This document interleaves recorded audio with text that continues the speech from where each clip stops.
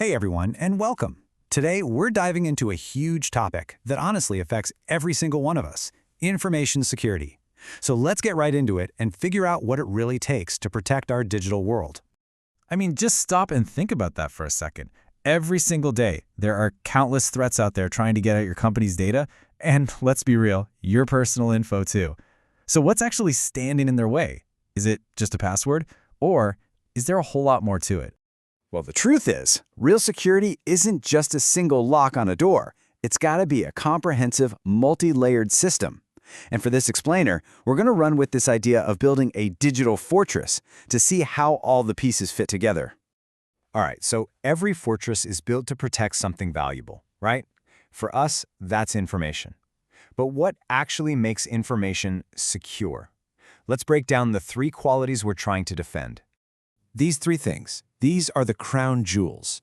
First, we've got availability. Simply put, this means the right people can get to the information when they need it. If you can't, security has failed. Second is confidentiality.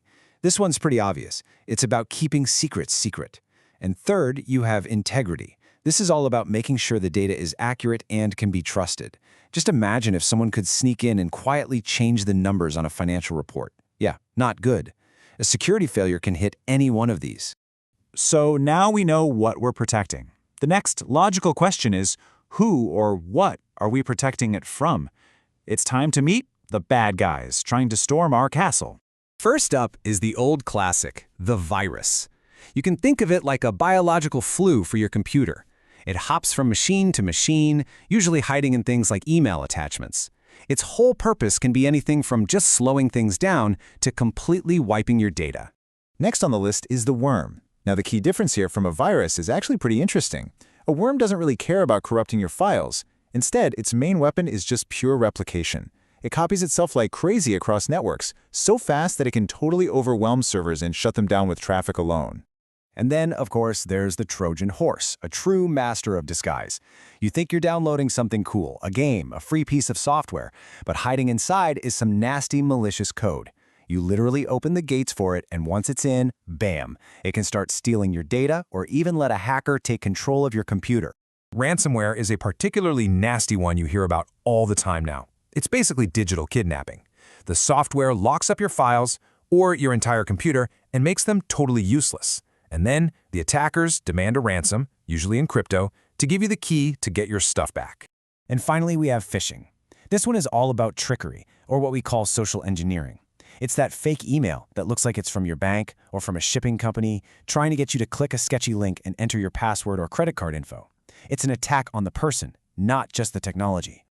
Okay, so we've met the enemy, and it's a lot. So how do we fight back? Well, you don't just start building a fortress randomly. You need a plan. You need a blueprint. Any good security plan really follows 5 key steps. First, you've got to identify the threats. You know, all the nasty stuff we just talked about and more. Then, you analyze the risks. How likely is this to happen? How bad would it be if it did? Third, you design the controls to fight back against those risks. Fourth, you roll all of that into one big company-wide plan. And finally, you make clear policies that every single person has to follow. All right, blueprint's done. Time to grab our hard hats and start building. We're going to start from the outside and work our way in, beginning with the fortress walls and gates. You know, the first layer of defense is often stuff you can actually touch. It's physical. It's about literally controlling the environment. That means putting servers in locked and monitored rooms.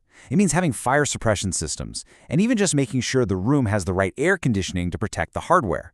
And yeah, it also includes things you might not think about, like properly shredding documents instead of just tossing them in the trash. Next up, we need gatekeepers, the controls that decide who gets in. This is where your passwords and PINs live, but it goes way beyond that. We're talking security badges, encrypting data while it's flying across a network, and even simple things like automatically logging you off if your computer is idle for too long. And maybe most important of all, keeping a detailed log of every single attempt to get in. And our gatekeepers are getting really sophisticated. Take biometrics. This uses something you are, like your fingerprint or the pattern in your eye, as the key.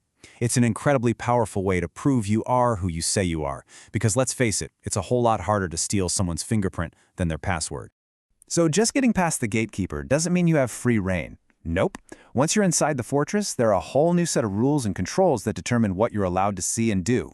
This is such an important distinction that people mix up all the time. Authentication is just proving who you are. That's you showing your ID at the gate. Authorization, on the other hand, is about what you have permission to do after you're inside. Just because you're in the castle doesn't mean you get the keys to the throne room. Maybe you're authorized to view a file but not to change it. And that leads to this fundamental principle of internal security: separation of duties. The best way to think about it is this: you'd never want the person who designed the bank vaults to also be the person who manages the money inside, right? You separate those roles. The programmers who write the code should be different from the operators who run the system. This creates a natural system of checks and balances that makes it way harder for one person to commit fraud or for a big error to go unnoticed. So what about the data itself that's coming into our fortress? Well, input controls are like guards checking every piece of cargo. Online controls check things in real time as they're being entered. A field check, for example, stops you from typing letters into a zip code box.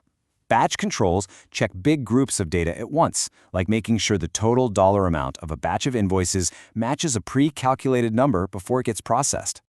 Finally, we get to the deepest layers of security inside the fortress. This is stuff like RAID, which is a clever system that automatically saves your data to 2 or more hard drives at the exact same time. That way, if one drive fails, no big deal, you have a perfect copy. This also includes creating a detailed audit trail, which is like a security camera for your data, logging every single action, who did it and when, so you have a full record if anything ever goes wrong. But here's the thing: the world is changing. This whole idea of one single fortress that you own is being challenged by cloud computing. The advantages are huge, of course. It's cheaper, it's more flexible, but the downsides are real too. You have less direct control. This is a massive shift, moving security away from a castle and moat defense to something called a zero-trust model, where you have to constantly verify everyone and everything, even if they're already inside. And that really brings us to the big question for the future. The attackers are getting smarter, our data doesn't live in one neat little box anymore, and the very definition of our fortress is changing. So how do we have to evolve our defenses to protect a kingdom that doesn't really have any borders? That's the challenge ahead. Thanks so much for watching.